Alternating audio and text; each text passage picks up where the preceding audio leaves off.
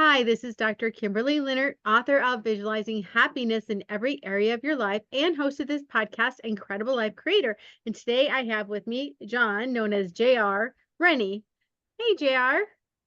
Hey, Kimberly, it's a real pleasure to meet you and to uh, really be able to have a conversation where both of us are very much like-minded, but from different perspectives. So it's going to be very cool.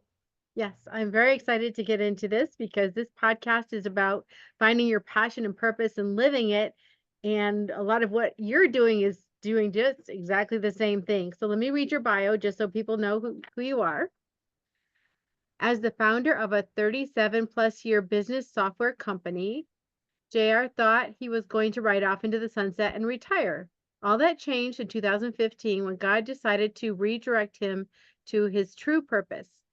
Promptings, new understandings, and inspired guidance brought him to founding the BrushFires Ministry, a ministry that helps other believers discover their God-given purpose and destiny, just like God had led him to his. During his professional career, he benefited from his ability to build unified teams. He took to heart the concept of discovering what you do well and hiring those that can do what you cannot do well. We have created a program and toolset that allows believers to discover their strengths and weaknesses. Once they have done this for themselves, then they can discover this for their family, friends, and other ministry members. There's nothing worse than feeling you are being misunderstood, overlooked, and spinning your wheels as a believer. He should know his system and services can help you to find your jam and achieve that joy-filled state of mind that only the Lord can provide. Okay, so I really want to hear your story because it's like you had a whole lifetime already in a certain service Yes. sector, and then all of a sudden, boom. So let's hear about that. Well, that's actually part of the story. First of all, just to be true to how I teach, my name is JR. I'm a born again son of the Most High God. And knowing who you are in God's family is really important to be able to achieve his purposes. I've been married for, will be this August, 45 years. We've got 3 kids and 5 grandchildren.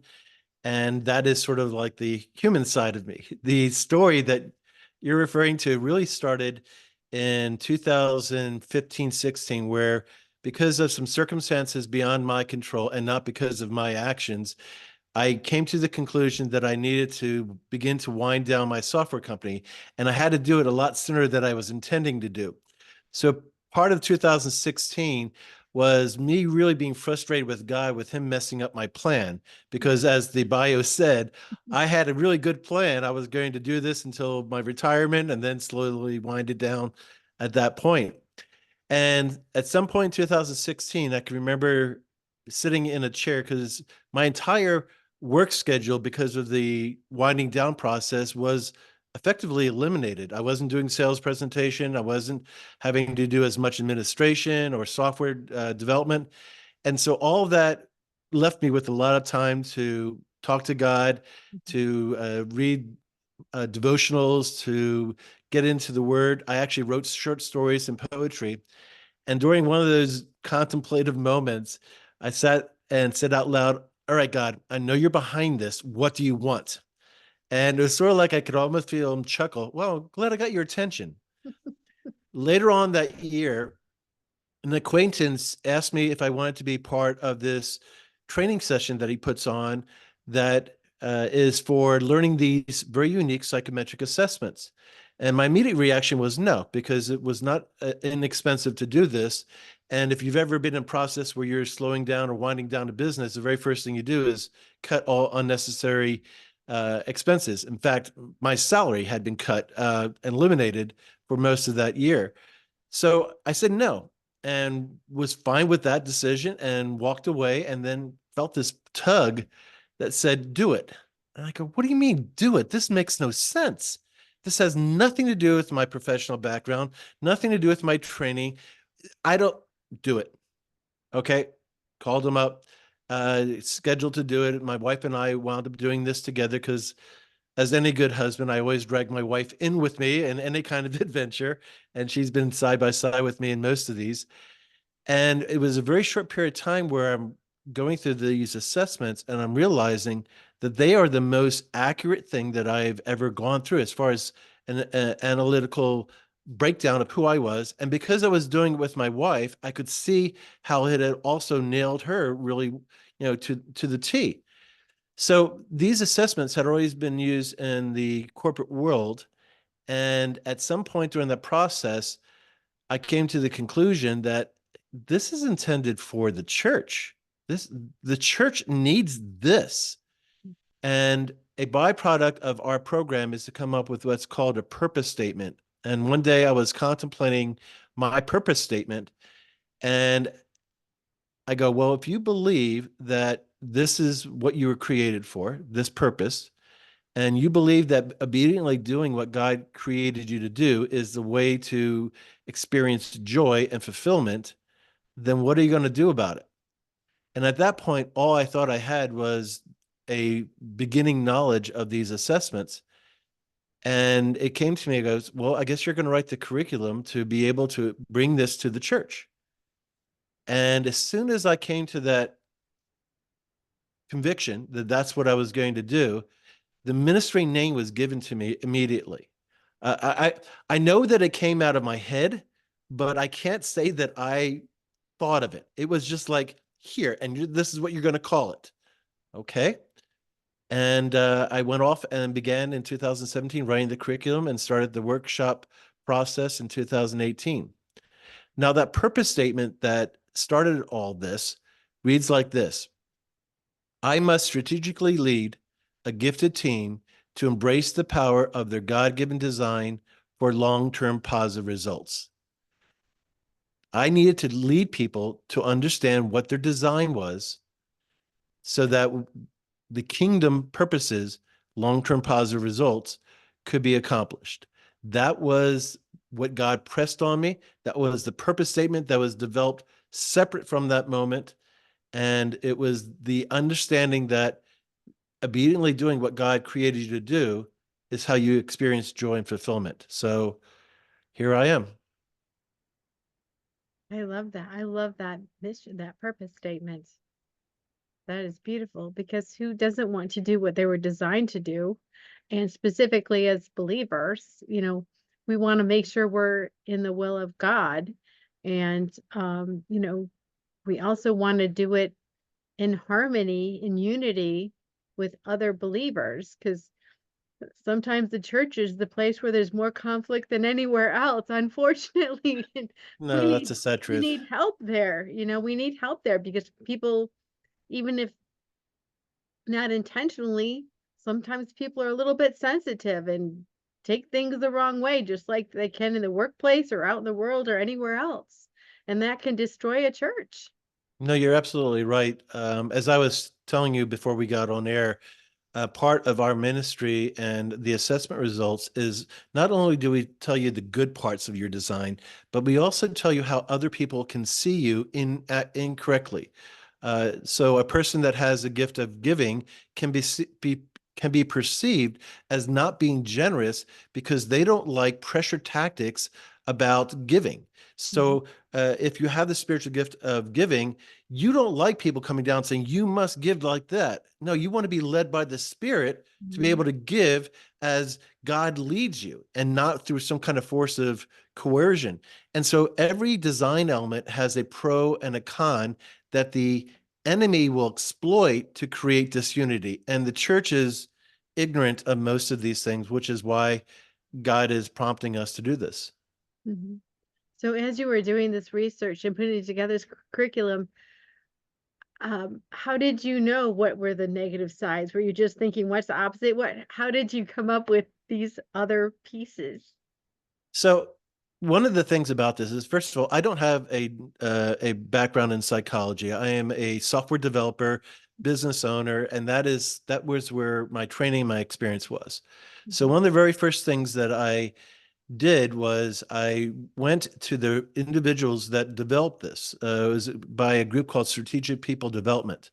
And I called them up and I said, hey, this is what I intend to do, knowing that it's been used at IBM and Coca-Cola and Clorox and all these large corporate entities. And the person that developed says, okay, you can call me if you have any questions about design conflicts.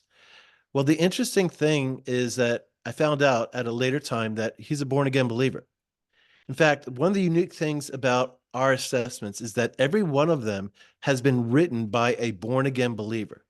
So these are things that God has already put in place, and uh, his specific thing was he always intended it for the church, but he continued to bring it to the church, and the church was like rejecting it. And here I come out of Coeur d'Alene, Idaho, going, you know what? I think this is intended for the church. And he said, yeah, it was, but this is how it's been received. Funny story is in 2019, because we're a very bare bones ministry. We are just getting started. And, I've done as best as I can as far as self-funding this, but, we are not where we need to be able to reach the people. And he said, you know what, JR, you have made more progress in getting this into the church than anybody else has in the last 30 years. And he said, I'll work out a royalty agreement with you where you don't have to pay me any money up front.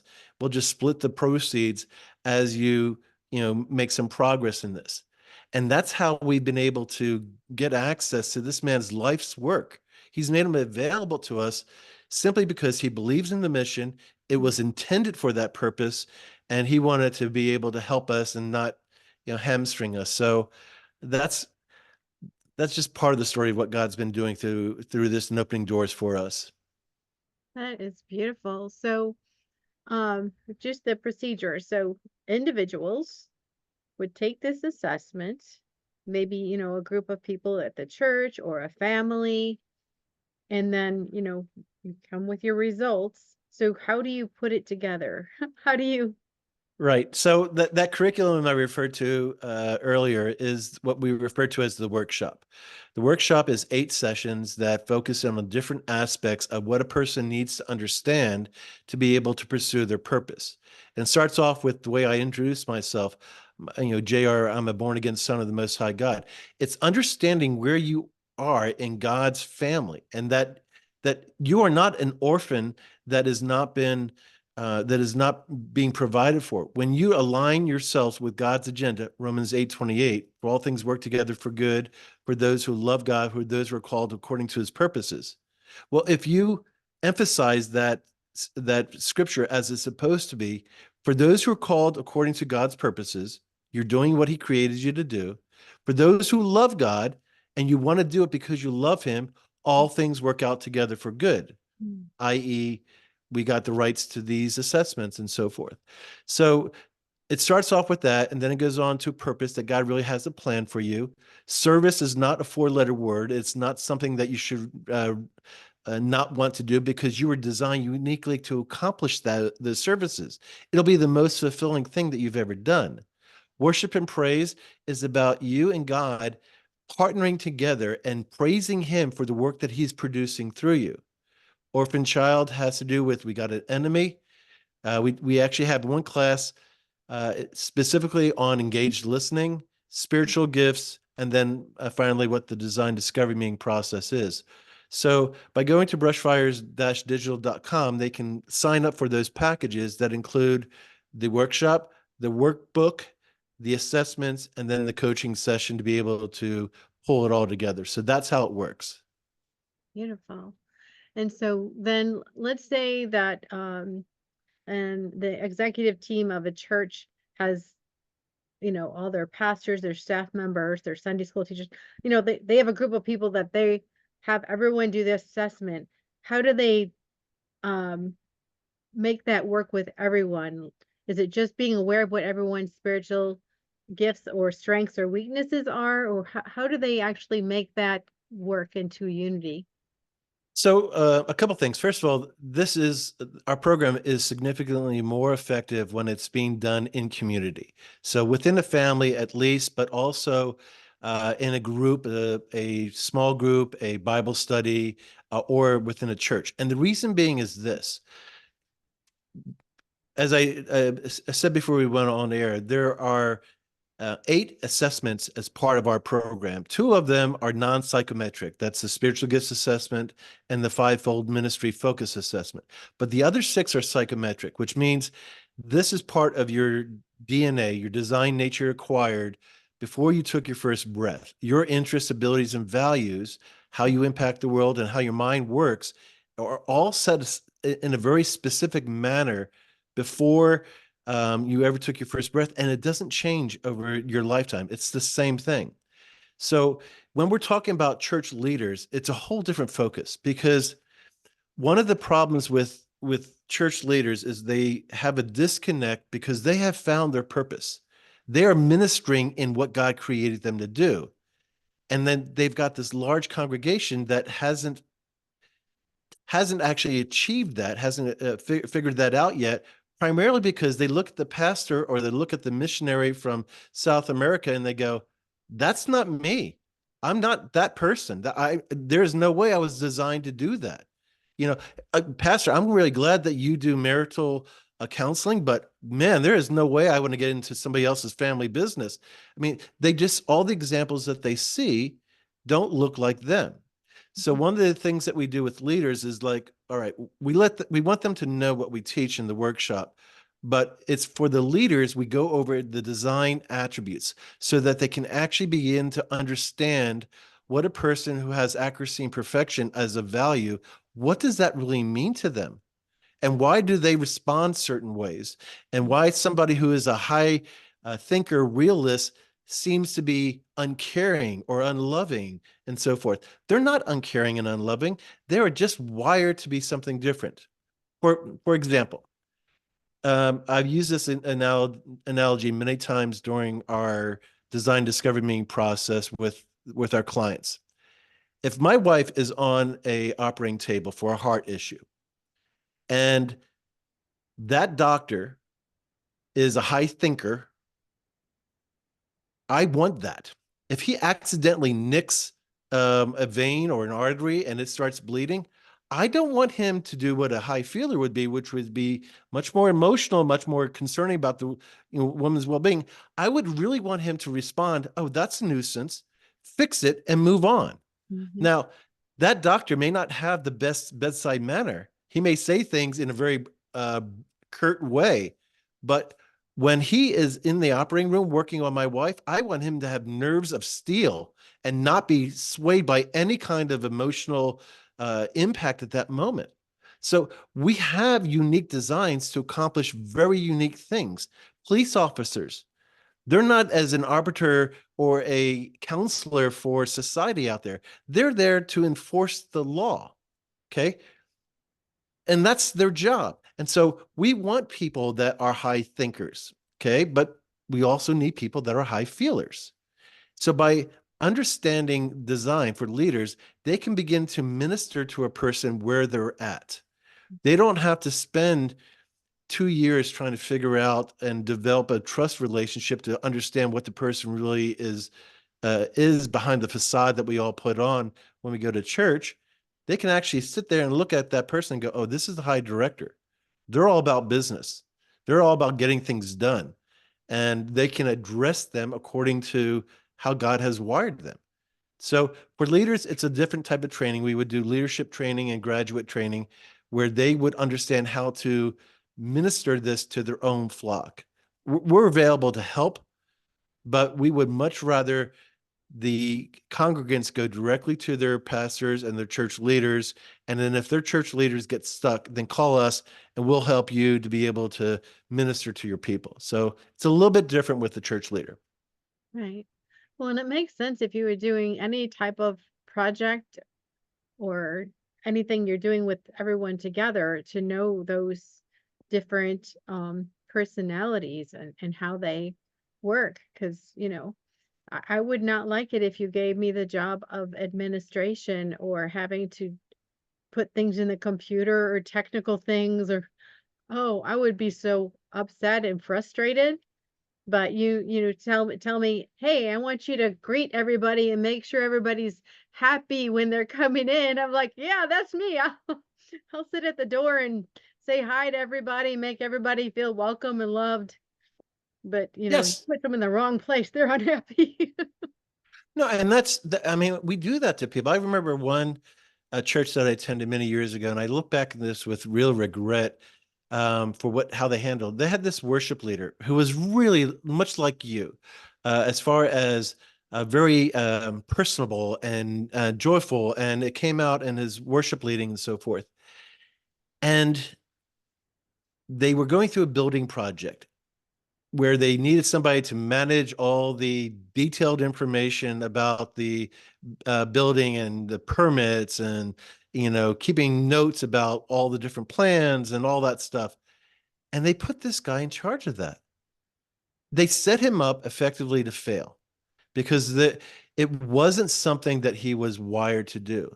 So how many times do we put people in church because we need a warm body somewhere, and we are effectively setting them up for failure? And then what does the enemy do when they fail? Comes in, are you really saved? If you were really saved, you would have really been exactly what they needed them to be. These people get crushed, walk out the back door, and somebody goes, what happened to Mary and John? We haven't seen them in weeks. Well, guess what? You did them a disservice by not figuring out who they are and not putting them in a place where they can succeed. Exactly. And when you have like a church doing these assessments, like if you had the whole church willing to do that, I'm thinking that the communication overall would be so much better. Obviously, you can't remember what everybody's personality is, but even the education of understanding the different personality types could help you communicate. Absolutely. Now, remember what I said, I don't have a psychology background. And what we have learned is that the terminology that is used in our assessments and the way that they're done, okay, they're very specific. We don't have a square peg that a round hole that says you have to put that peg in there.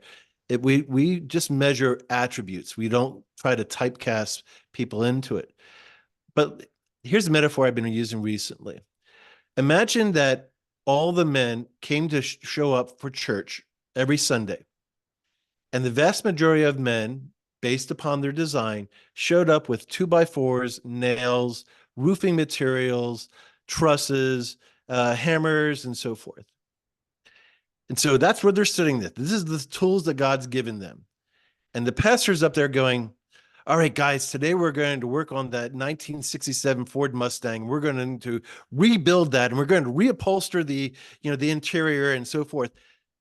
Dude, become aware. Look at God has given you a bunch of guys that want to build a house. Mhm. Change your agenda to what it is that God has given to you as resources, and then lead them according to who God has gifted you. If he has filled your church with counselors, train them, get them exposed to various types of education so that they can become a certified counselor. If he's giving you teachers, invest in their lives. Give them access to online materials so they can be the best scriptural interpreters of the word. Whatever God has given your congregation as resources and tools, adjust your agenda to match the people that God has sent you. That would be my advice. Beautiful. And just looking at the individual, what has been your experience when people get this knowledge, understand how to use it? What is the results? What are some of the things people say? Um, I remember two really beautiful young ladies. I mean, from the outside, these are the women that you would go, oh, they've got it all figured out, or life's easy for them because they're attractive and so forth.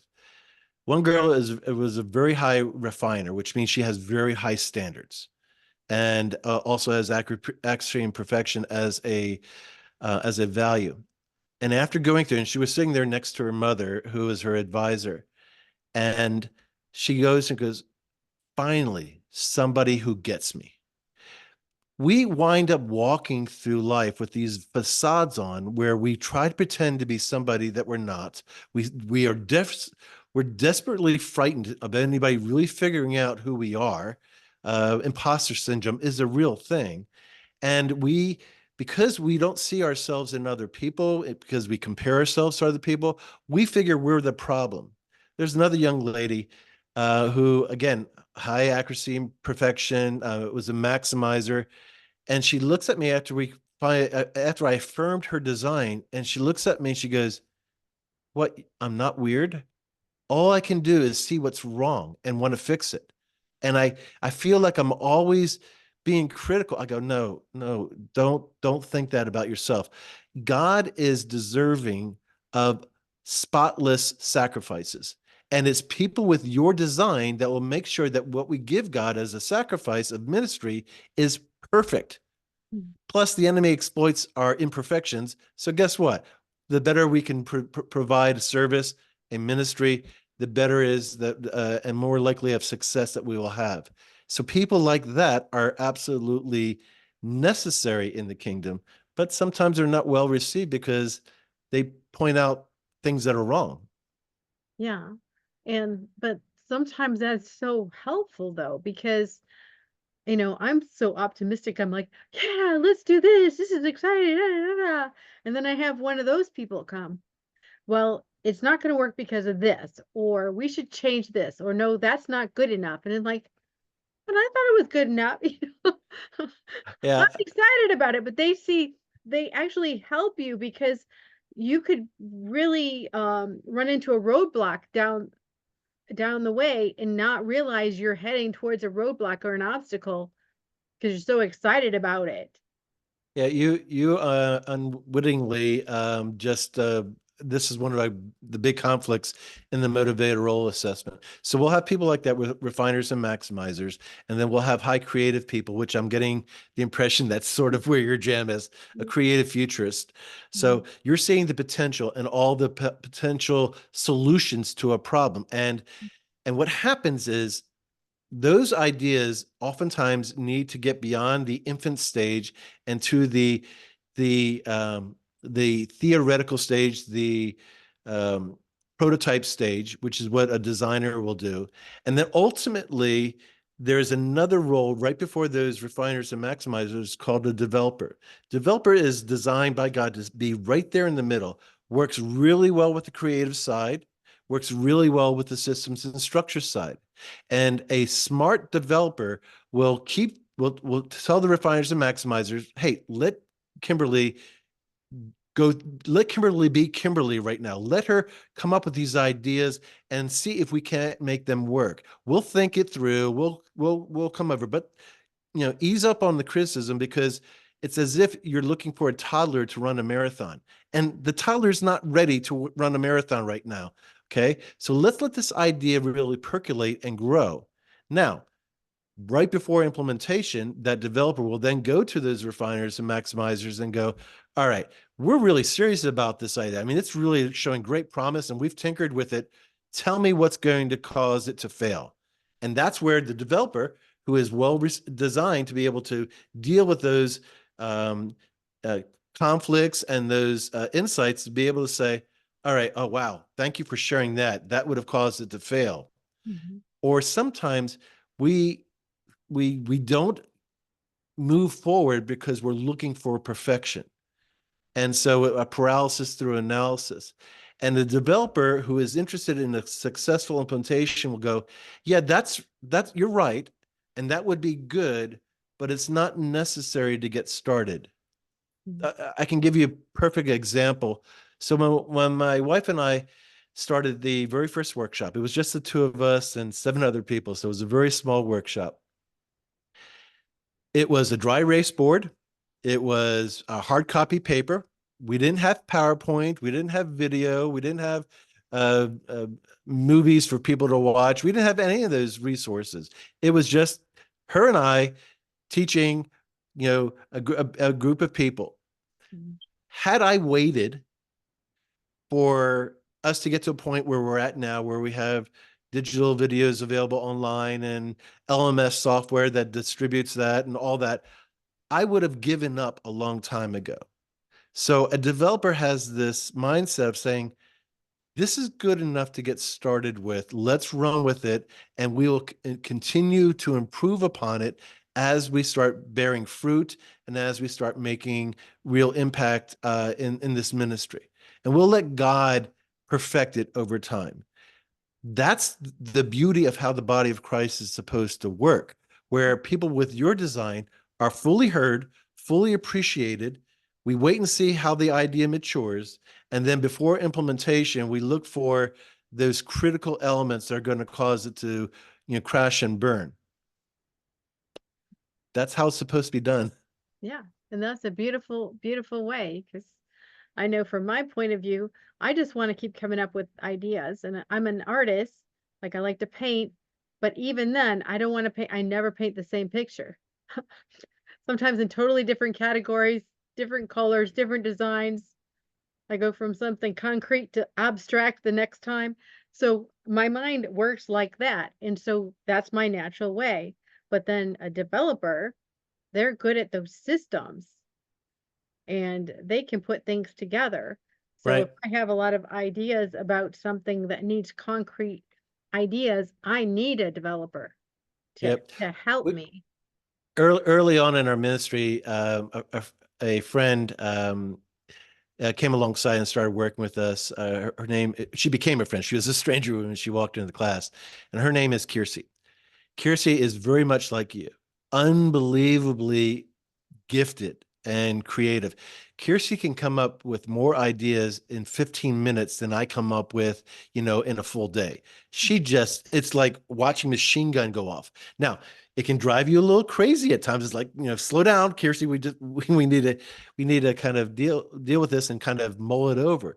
But there are a lot of positive things that came out with Kiersey aligning herself and joining our team and helping our ministry. In fact, she's actually highlighted in the Motivator Role assessment video series. So if people decide they'll get to meet Kiersey. She's an author. That young lady is a powerhouse, and I absolutely love her. Mhm. Yeah. Yeah. So that's awesome. What else do we need to know? What else do we need to know about this? So here's something that was my motivation for, an underlying motivation for doing this. In 2013, I wrote an article called What is Joy? And so at that point in time, I would have been 54 years old. Okay, 54 years old. Now, actively walking with the Lord for a good 20 plus years at that time, really being obedient and tithing. I taught a Bible study. I ran men's retreats, but something really perplexed me, something that really bugged me. And that was I would see people, much like you, who are joy filled, who are really loving the relationship with the Lord and have that joy just exuding out of them. And I go, that's not real. There's no way that Kimberly could really be that way. And then I'd sit back and I examine them and I go, no, that's legit. Kimberly really is that way. And then I ask myself, why am I not? Why am I not? And God gave me the answer in 2013. I was contemplating and thinking about the Apostle Paul, who was shipwrecked multiple times, who was beaten with the lash multiple times, was rotted, was stoned, was imprisoned. And he goes, I count it all joy. Wait a minute, that makes no sense. It makes no sense. Dude, you just got your life beat out of you. You just nearly died by getting stoned and so forth. How can you consider that uh, joy filled? And I'm really struggling with that answer. And God whispered in my ear, because he was doing what I created him to do. And I was like, oh, joy is the exchange. Joy is the energy released when we obediently do what God called us to do. Paul was joy filled because he had an active working relationship with his Savior that gave him an internal source of power and energy and fulfillment that he never experienced prior to that, even though he had all the praises of the Jewish people for what he was. And so I wrote in 2013, I want to, first of all, experience that. I want to be able to be doing and discover what my purpose is. And then I want to be part of a ministry where I can help other people do that. And I wrote that in 2013, forgot about it. Fast forward to 2017, I'm putting together the curriculum. I'm pulling out all these old articles I wrote, read that and go, oh, my spirit knew all along, because my joy right now is I help other people discover their purpose. I get to walk them through this process where they get to be able to experience how God has created them, that they're beautiful as God has created them, and that they really are intentionally made, and he wants to work through them. And so my greatest joy right now is taking people through the design discovery meaning purpose, where they get to discover their purpose, and I get to be part of that process. So God led me to it. It is waiting for everybody. Obedience to God's calling in your life is the outcome of that is joy, and the outcome of that joy is fulfillment. So I can now say that I am as joy-filled as Kimberly is. I'm as joy-filled as other people are, because God is working through me, and I love the relationship that I now have with him at 65 that I did not have at 57, but I do now. So that's waiting for everybody. Sooner the better. That's beautiful. And it's evident on your face, your glow, your shine, your essence of you, just I can tell that you're a joyful person. I am now. I have had people that have known me for years, and that's one of the things they go, JR, you've changed. There's something in you changed. I will say that most of my life was I was operating out of duty, responsibility, and obligation.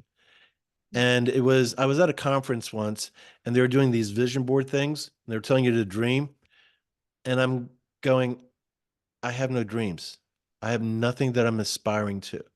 I I was empty. And I at that point I go, the vast majority of everything that I invest myself in is based upon my duty as a husband, my duty as a business owner, my responsibility in those positions, and my obligations that I have aligned myself. In 2016, God eliminated all those corporate responsibilities from me and said, I need you to be on a timeout because I need your attention because I want you to do this. Mhm. I questioned his logic and reasoning at the time, but I don't anymore. I'm I'm I'm eternally grateful for where he has placed me. Mhm. Beautiful. So, um, this is kind of maybe a two-part question. So you've been married for 45 years in August, you said. Right? And so one of the questions I ask people who have been married a long time is, what is the secret to staying together? But also, it's the second part of the question is, as you were kind of transforming into this more joyful person, how did that affect your relationship with your wife? So the very first answer is, guys, marry a very forgiving, loving, gentle wife, because my wife has put up with quite a few things as I've been going through this process. When we started the business in 1987 for the software company, I was working 16-hour days, 6 days a week. The only time I got to see my kids is when my wife would bring my dinner and the kids would come with her and I would catch up. Mm. The only thing I did do right during that time, as far as being a father, was if they had a softball game or they had a soccer game, I was there for the game. But as soon as the game was over, I was back to work getting this company started. So first of all, who you marry is really important, and I praise God for my wife all the time. She is she is truly one of God's greatest gifts to me. The other answer to that, as far as how this is going. She's seen this. With the software company, there was, after the first couple of years, there was a influx of income as what we were making was being received, and we were able to pay our bills and all that. Ministry is a lot harder. We have uh, less than a handful of donors, and I'm one of them. And that I stopped taking a full-time paycheck back in 2016. So the money part has been a critical piece of this whole struggle. But I continued to go, all right, God's providing. The software business was very good for a number of years. And thanks to God, we put money aside. So we're able to sort of live and we're not, our bills are getting paid and all that stuff. But that pressure is still there. So having that experience of the wife seeing you go through that with a software company, it's given her the grace to be able to say, all right, I'm going to help you see this through. But anybody who is thinking about making this transition, like I did, and going into ministry full time, I want you to be very aware that you have now intentionally walked into spiritual warfare. When you were just showing up on Sunday mornings and maybe writing a check here or there every once in a while, you weren't a whole lot of a threat to the enemy. But when you are actively being used by God to accomplish his will, oh, it's on. And so you're going to have struggles. You're going to have people that will question your motives. You're going to have attacks from the inside of the church as well as outside of the church. And you need to be unified with your partner. In my case, my wife, your spouse. You need to be as certain as you possibly can that you're walking in faith and God's obedience, because the spiritual warfare thing is real. And you will take hits and you'll go, why did that happen? And God will say, I needed you to know what that was like. Or you went off and ran ahead of me, and that wasn't what I wanted you to do. Come back to me. Let's work on this relationship a little bit more. You need to be a better listener. Was it one of my young mothers said, you have to be a first-time listener? Was it Joshua? Anybody wants to understand that God wants first-time listeners? Read Joshua. And towards the end of chapter 1, Joshua's going, dude, do you really have the right person here? And God says you can hear the intention. Did I not tell you to go? Did I not? It's like God does not like repeating himself. So be a first-time listener. I love that. I really love that. That can help. That can be good in every relationship, actually. Yes. When people Agree. feel heard, you're gonna Yes. be able to communicate much better. Yes. Wow. Yep. So if people wanted to take the assessment, find your Sure. books, how do they connect with you? Where do they go? So brushfires-digital.com is our website. It is LMS software, which is learning management software. So on there, they'll be able to purchase the packages. There's two. There's the premium level, which is everything included, and that's where the greatest discounts are. That's including the 8 assessments plus 3 for your design discovery meeting. There's the 3-hour coaching session to go over your design intimately with you. There's the workbook, and then there's also the 8-session digital workshop. The entry level is the exact same thing, but it doesn't include the purpose statement and the design discovery meeting coaching session. But you can always add that later on if you wanted to. If you are a leader, all of our contact information is there. If you want to do this as a small group, you can purchase these things as a group license so that you can pay for them up front and then just issue them to your staff or to your members.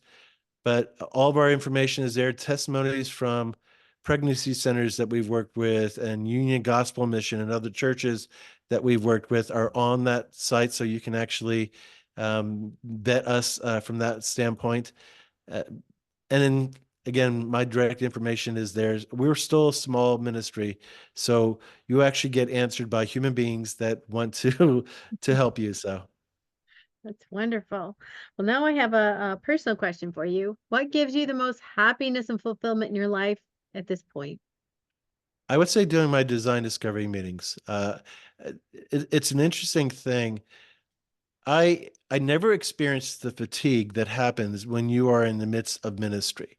If I'm teaching a class and it's a very impactful class, I can, at the end of that class, I can literally know how it went by how I feel. There is a energy that is consumed in you that is part of that process of God working through you.